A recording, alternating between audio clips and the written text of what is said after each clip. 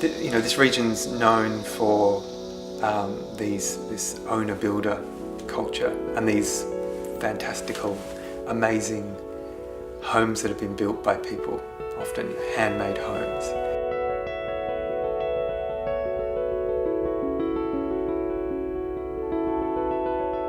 But in particular, I think it was catalysed by the Aquarius Festival in 1973. There was a counterculture here before that, but what the Aquarius Festival did was it sort of lit the match that ignited the interest in this region for living differently, for thinking critically about mainstream culture and finding alternatives to that.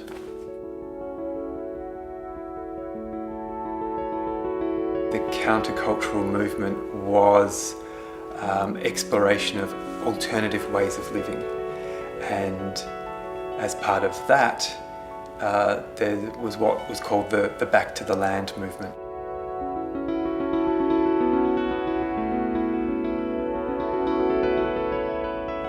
That countercultural reaction to bureaucratised, technocratic society, that the problem seen with that kind of society were that disempowerment of people. So building your own home, in a larger sense, becomes an empowering activity.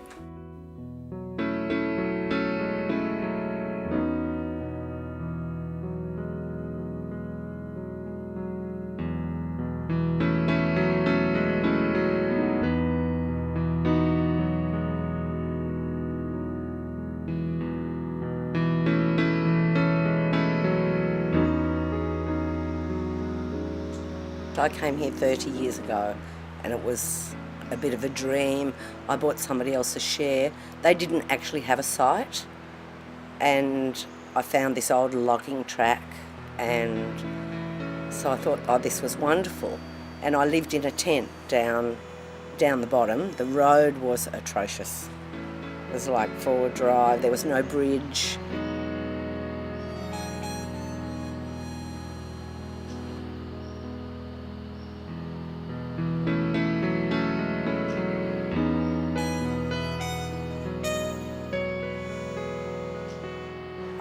When it rained. In fact, the first year I was here, I lived in a tent, and it was called the Plastic Palace. And you had to leave the car on the other side of the creek and walk with a wheelbarrow up with your shopping and gumboots and stuff. So it was hard slog. And it rained. It rained and it rained for the entire first year here, and I thought, what am I doing here?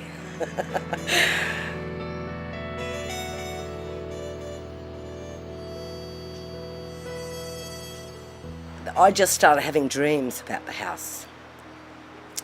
So, and it was a recurrent dream, yeah. So I felt, and I never wanted to build a tin shed to live in it because I saw people, their sheds became their homes, and this was going to be something special. So I actually drew it, and then I wanted a roundhouse, a totally round house. And then later it became an octagon, and I made, this was the precursor to the model that we made. And it was only when we built the model, because they're very hard to draw, an 8-sided figure. So Pete built the model, and then we lifted up with the model. We said, oh no, it can be 3 levels, the roof.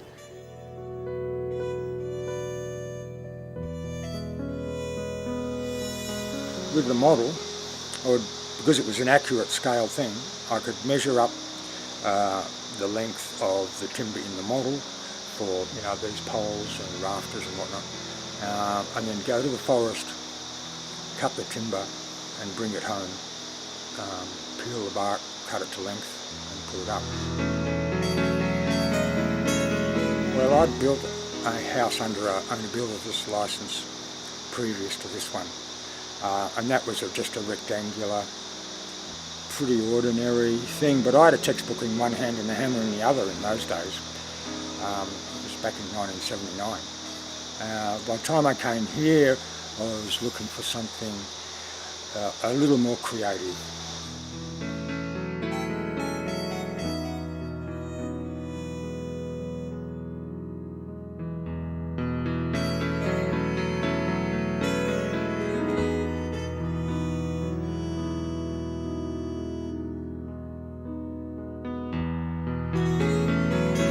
Well, I was 34, Joe was 29 at the time we met and started building this house. So we were pretty enthusiastic, and we had the energy to just seize on the dream and start creating it. The world was different back then, I think.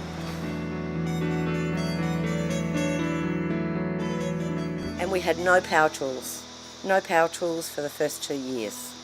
We had a chainsaw, A chisel, chisels and hammers, and large hand augers which would bore the holes through For the timber bolts. to put the bolts in.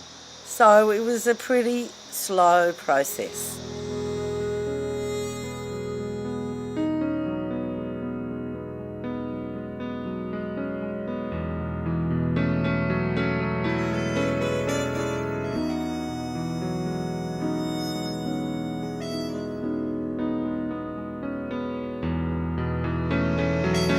When we first met, I'd just started water divining, and I'd come here and I'd mapped out the layout of the underground water on this site. And I noticed that there were other energy lines running through the site as well, which I didn't know what they were. And on investigation, I found out that they were song lines.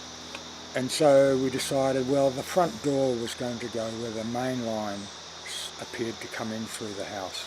And we tried to keep our doors to open onto those lines so that you could walk through on those pathways. We have a lot of spiritual type of gatherings here. We might have 100 people here for the winter solstice, and we've had chanting and music nights and things like that as well. And other times we feel compelled to go away for a couple of months at a time because the spirit beings need to use this place as well. It's as much theirs as it is ours.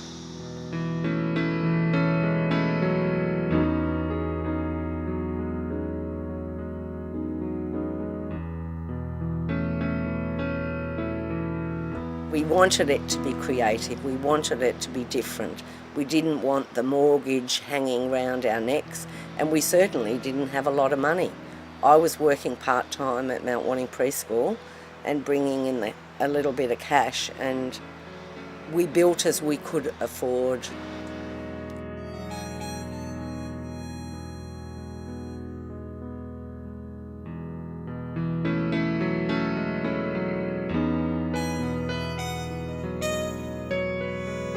It was a whole alternative scene back then. Everyone here were building their own houses. My conversations for 5 years with people were building conversations. Growing fruit trees. Yeah.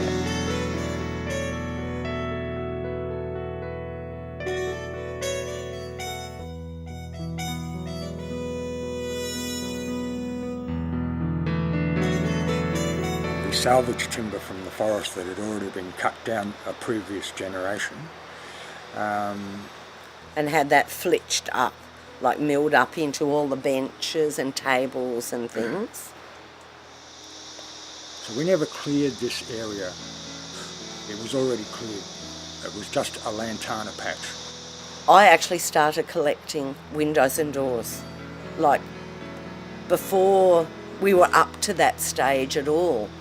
Now most people will go and buy doors and windows, but because we had them, each of the walls was built to what we had, and they're all recycled.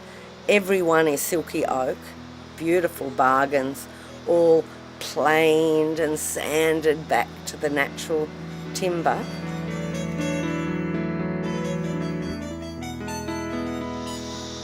And I don't think an owner house is ever finished, you know. Is it, Pete? No, I've still got Front doors. a pair of windows in the doors and a sunken bathroom to Yeah, the sunken bath. finish.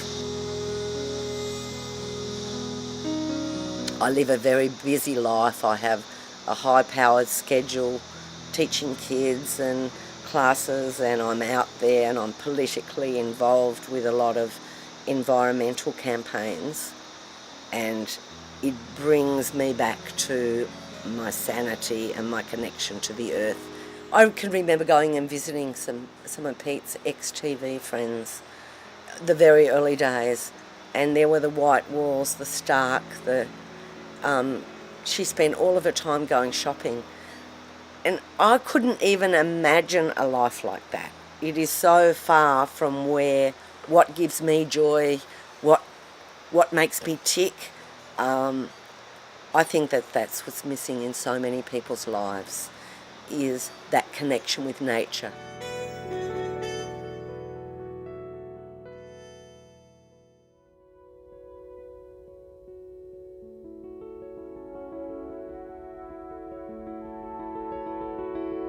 Couldn't very easily do this. You couldn't experiment in this way if you were in the city or in the suburbs. It was a question of building regulations, but also a question of cost as well.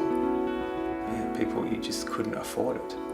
And so there was this reaction against suburbia.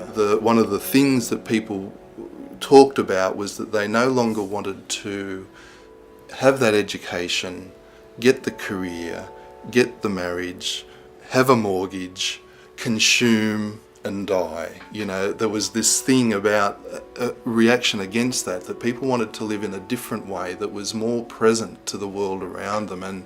And so one of the answers at that time was that country areas held some key to working that out.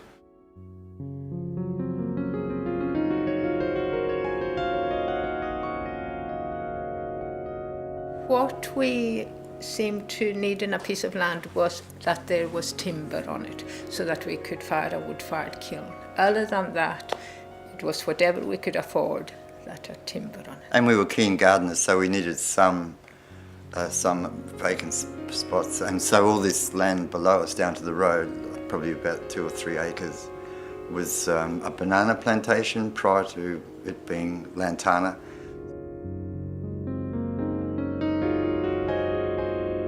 Potters, I think, are very practical people, so we knew we could just do anything. Yeah.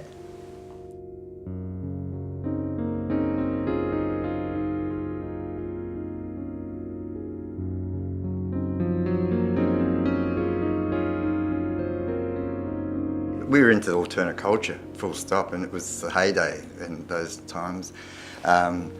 And it was just fabulous to be given this opportunity.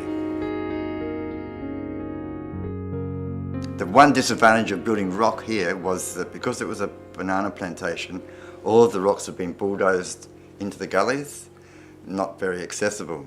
But what we arrived with was a Land Rover, and that did all the wonderful work. Yeah.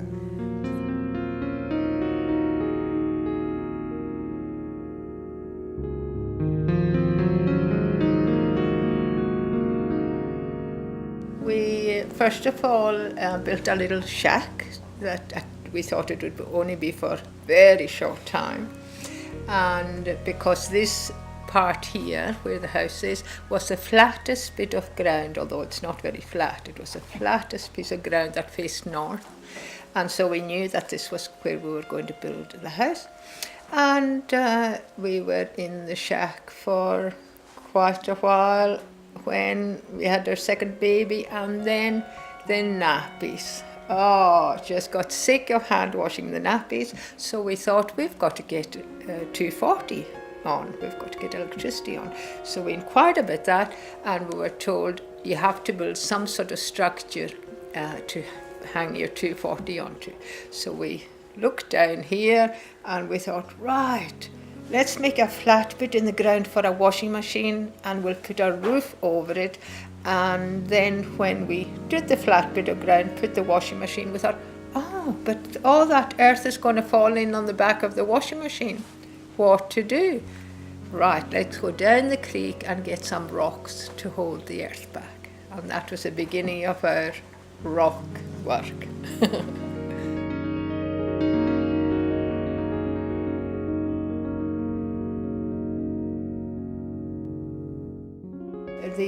house grew very organically. Yeah, we're artists, we're sculptors. That was the priority. It wasn't the functions necessarily. In fact, we went without those windows. They were just holes, and then most of the timbers in this place, the round timbers and those rafters up there, etc., were a result of windfalls. We never ever went out and deliberately milled a whole heap of timber. We just waited until something fell down on our heads, and that was, well, let's do something with that.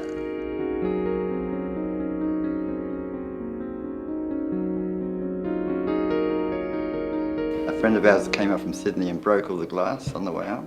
Knew was going to dump it, but we thought, no, we'll just work with those shades. It's cool, isn't it?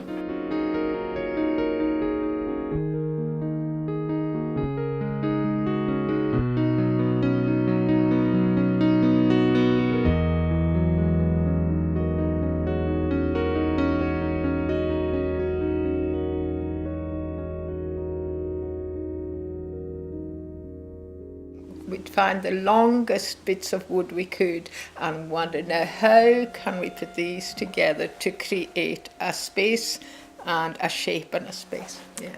Yeah, and working with the rocks is such a delight. The idea of finding a positive to fit into a negative space, compared with laying a brick after brick after brick, it's exciting. And when it's working well, you know, you're at one with the rock wall and it's a delight.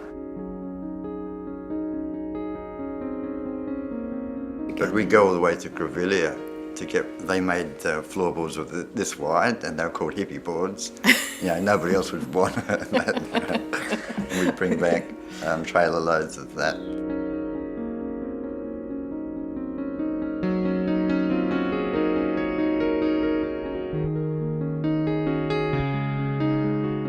So whatever came our way was taken advantage of.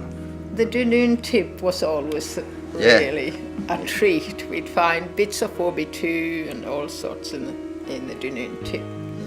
And listening out for people who had found some materials and that were excess to the requirements. Yeah, sheets of excess glass from the Gold Coast, from high-rise buildings, you know, all these big sheets. So we bought lots of them.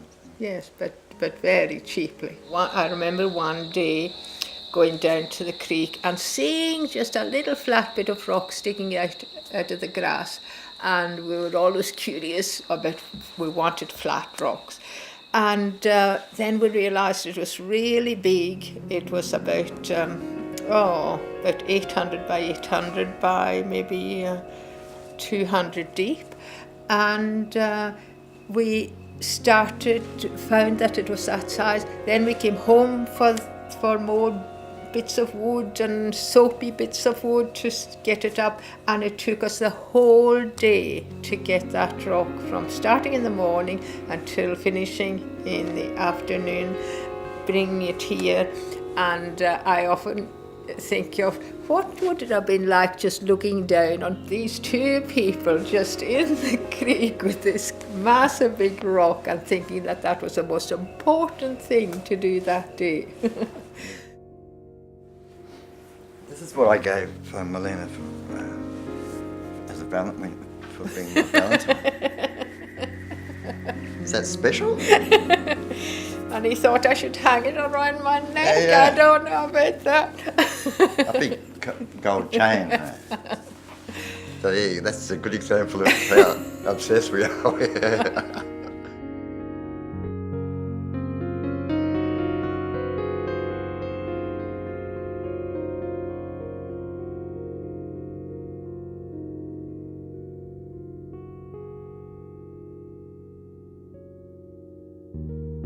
It was inspiring being in this community with all young families with little children and mostly living in tents or little shacks, and all at the same stage, so that we rejoiced if someone got an extra few bits of corrugated iron up, or if somebody got a bit of floor. And so there was just a real nice community feeling about that. And we helped each other, listened out for when people needed us to go to to work days at their places. And the same in return, that people were very happy to come and give you a hand if you needed to raise some poles. This painting here is an abstract expressionist work from a famous now deceased artist. To my mind, if you want to see a plan for this building, that's it. It just has this sort of composition that's intriguing. Yes. Yeah. And symbols in there, and you wonder, why did he choose that? Why would he have chosen that to go there? Yeah.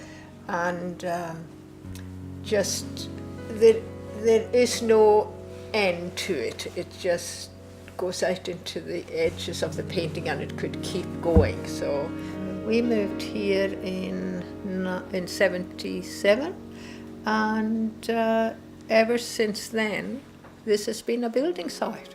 It's not finished yet.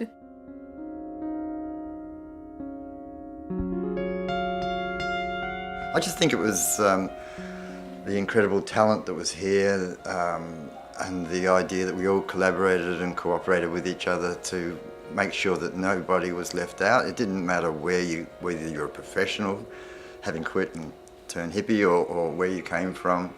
Everybody was equal, and that was really appealing.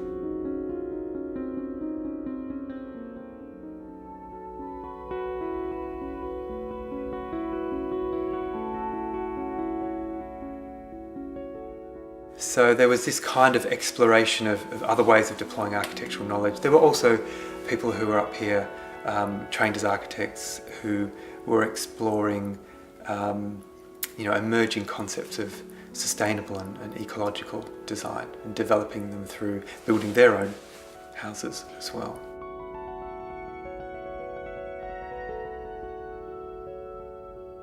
Because of the number of communities that started to be developed here from the 70s onwards, as well as people who are interested in owner-built houses and design, was that there was a critical mass of people who could share ideas and work together to formulate the new ways of building, of using alternative materials, of passive solar design, using water wheels, or whatever it is that was going to help shape and configure a house.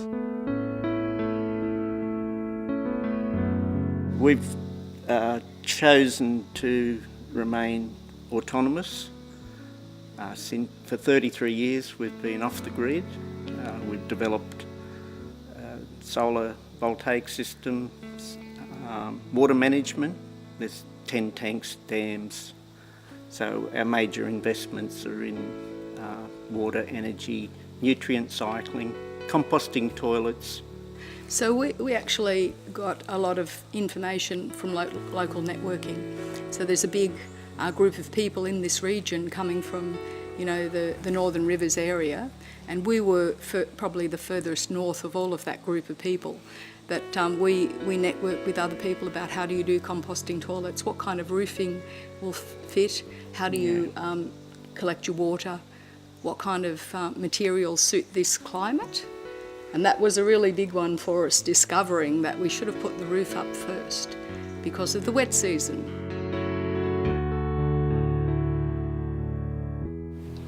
Here's the house being built. Yeah, next. And this was banana. ex-bananas, they have to clear it. The year before we bought it, it was logged and an awful mess. And there was 50 acres of ex-banana, groundsel, noxious weeds. So we took on a huge task. This is in the 5-acre paddock where these logs came from.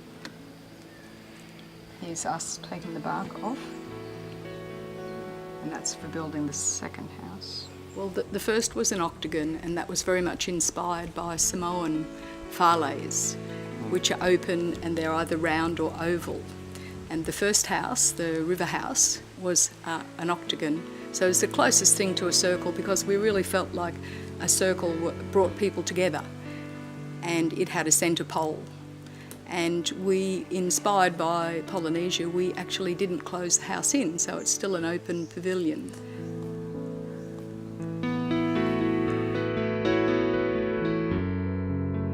With walls to... Large blinds on the north side and the massive stone walls to the south. And fireplace. Inglenook. The river house has a stone walk-in fireplace, an inglenook. Yeah. And above that, Irwin felt like Gaudi building a ferro cement chimney.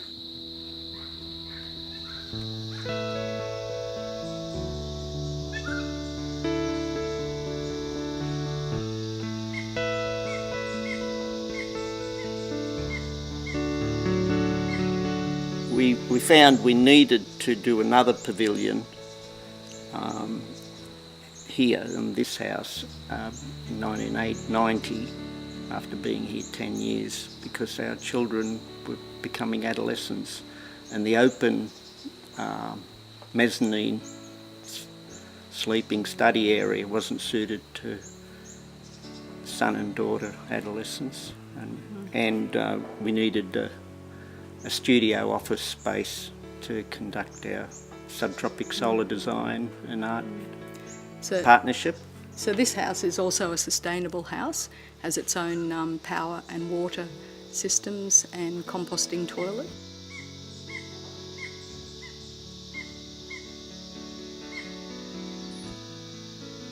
So with our background in architecture and interior design, we were able to bring those skills and understandings to this place. However, everything from then on was a process of discovery.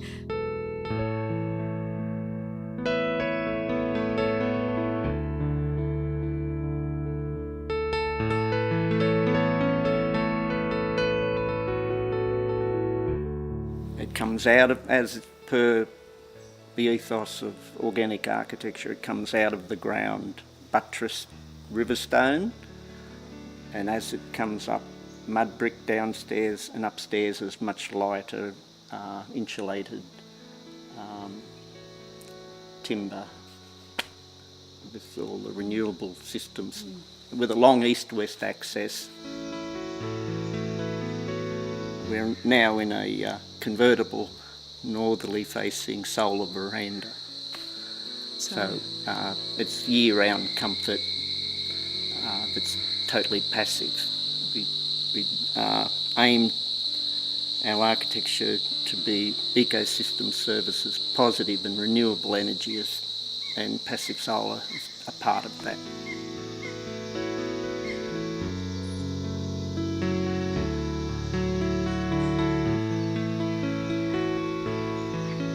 We didn't, for instance, with the river house, have money to buy flat timber for the ceiling. So a friend of ours said, would we like to thin his pine forest out? So you'll see that inside of the ceiling is 1,000 pine saplings. Radial pattern of saplings. Yeah. And her name is Weber. And so we love octagons, and we have used the theme of spiderwebs throughout that. And that also stands for networking with people. So we're interested in community networks and community and friends together. And we wanted a lot of contact between the indoors and the outdoors. And most of our living actually happens on the verandas. Most of our meals are outside. So we like a good deal of connection and openings between, say, the kitchen and the veranda. And the garden. And the garden so and the food. Pavilion's set in a garden, a food forest. We started off doing everything by hand, no power tools, just all hand tools. Some hand tools were given to us for our wedding, so we actually arrived on site with lots of hose and augers and saws and things like that. And then at a certain point my mum gave us a generator, so then we were able to hurry speed it up things up because a bit. Adrian was pregnant with our son. So we worked with the materials that we had so that the size of the house was somewhat along the lines of how long the poles were and the span of certain elements. And there was a book available at the time about the span of certain timbers and so on, which was really helpful about local materials. Cole James, Sydney University. It was put out by Sydney University, and it helped us understand the spans of different kinds of hardwood timbers that we found locally, how strong they were. And it was very much an adventure. We had drawings, but it was an adventure. How do you join two round elements together?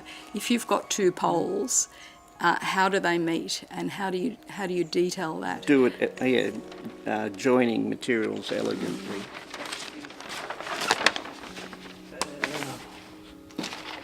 And we like to try and pass on those ideas to other people to save them a lot of grief. We test the experiments on ourselves and then apply them in client solar house work.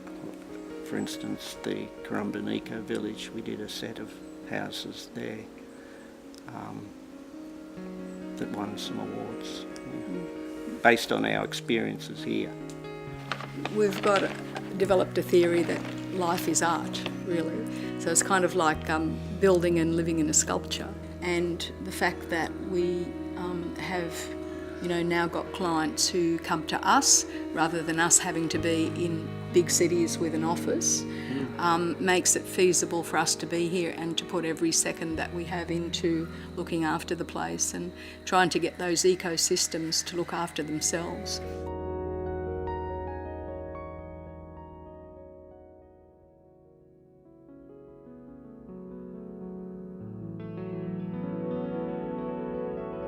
For some people it was about building a family home, but this individually shaped family home, and for others it was about actually building something that was quite different to a family home because they wanted to live in a different way.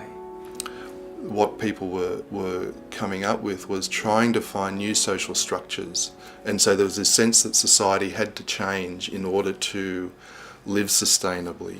Building these unconventional places, unconventional dwellings, could also afford different kinds of living arrangements, different kinds of communal living arrangements.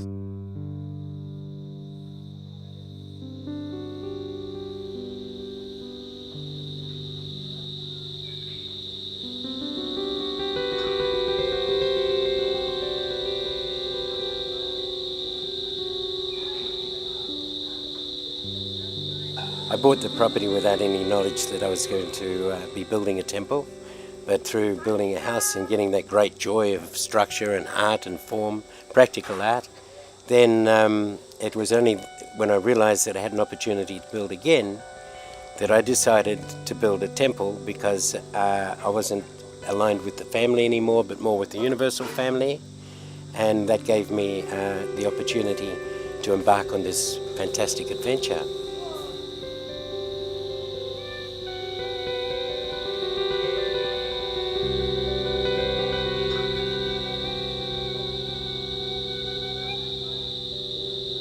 The design is in Star of David, the two triangles perfectly aligned.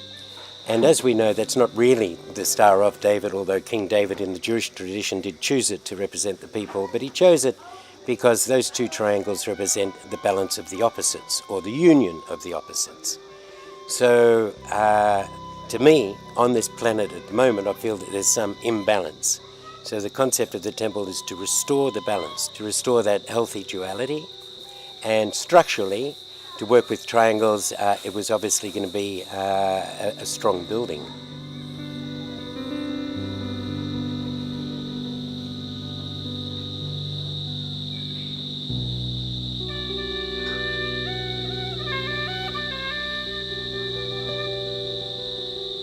So the only plans that I used were the Star of David, and I put a pole on every point of that star, and one in the middle, one pole on north with a 6 metre radius, 12 metre diameter, And first of all, I had to dig 13 holes for the poles, 2 metres deep, yay wide. That took a while. The poles were ready. And then I took the next full moon to raise the poles, because I like to do things on the full moon. And then discovered that was a very auspicious full moon. It just happened to be full moon in Libra, which represents the balance, which I was trying to achieve out of this structure. It was Easter Sunday, the resurrection of the Christ, or of love, and it was Jewish Passover on the same day, which is Moses leading the people to freedom from slavery. So I like to see that auspiciously and without any intent, the temple began on that very sacred day. Balance, the resurrection of love and freedom.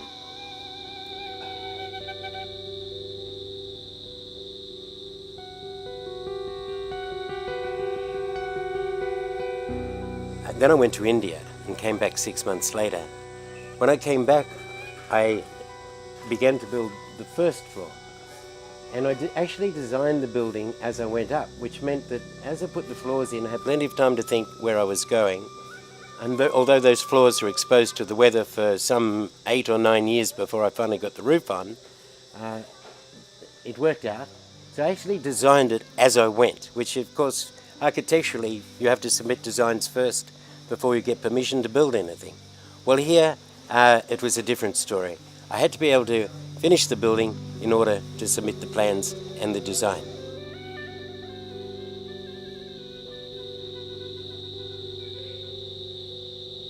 Well, my skills just came naturally and intuitively. I didn't study. I think I only did 4th year woodwork in high school. And yes, I did build the majority of this structure and what we see here, but at any time that I needed help, there was always somebody arriving to give me a hand, to carry timber, to hold a window, to help here and there. So I built it, but with the help of many friends, coming and going.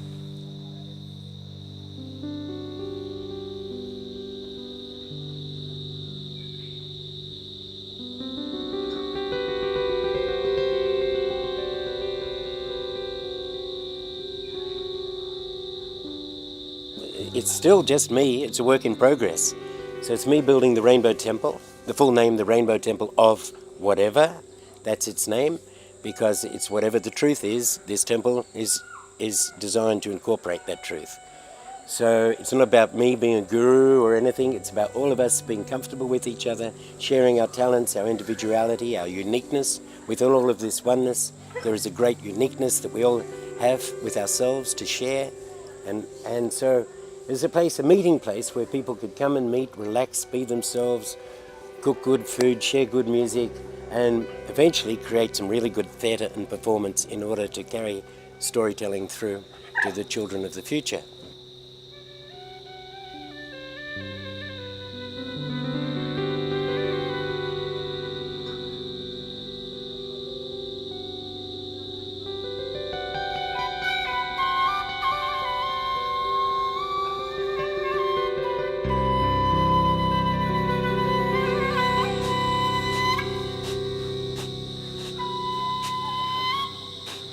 The temple is a community centre, and that's how it's delegated with the council.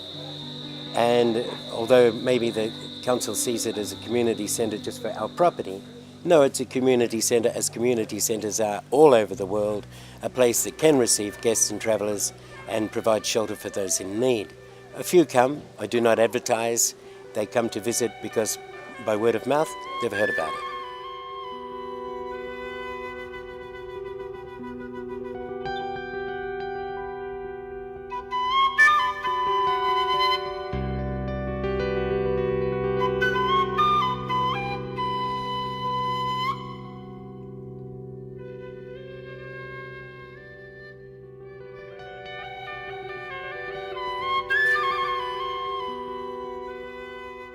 I was a product of the 60s and the 70s, and so were many others, and they were great days.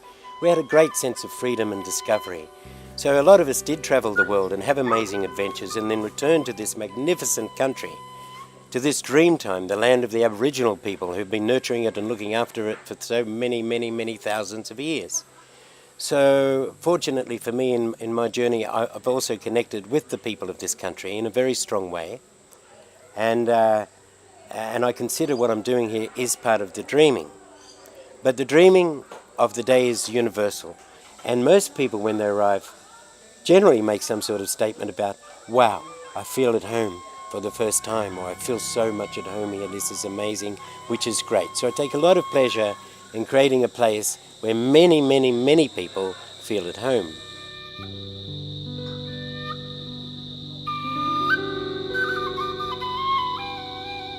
Wherever you are on the planet, you have neighbours. And, you know, there's that, in the Bible they say, love thy neighbour as thyself. Well, my neighbour has been my biggest obstacle. He's been in the opposite of everything that I've intended to do, and I invited him into the dream. So the universe set that one up. My biggest obstacle is my immediate neighbour, and learning to overcome the emotional realities of loving people that you've lost all respect for.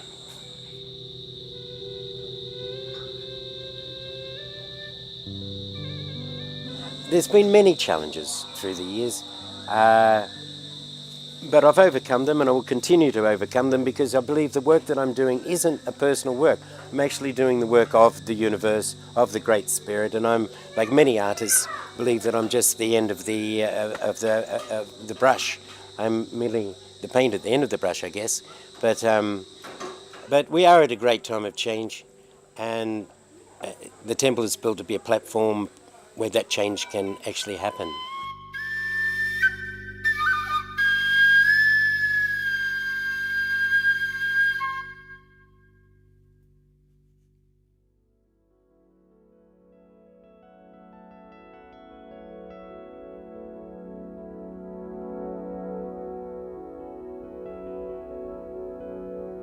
It's quite anarchic in that sense of people taking personal responsibility for their lives and for the lives of others around them and for the environment that's around them, the plants and the animals and all those things. So there was quite a, if you like, a sense of interconnectedness that people were working with in doing that. This phenomenon of these owner-built, handmade houses that have been such a recognised part of this region. What's really interesting about them, they're great in themselves, but they also point to this broader ecology of people, ideas, materials, tools, techniques, institutions that produce something very special, very radical, very unique, an ecology of the not quite square.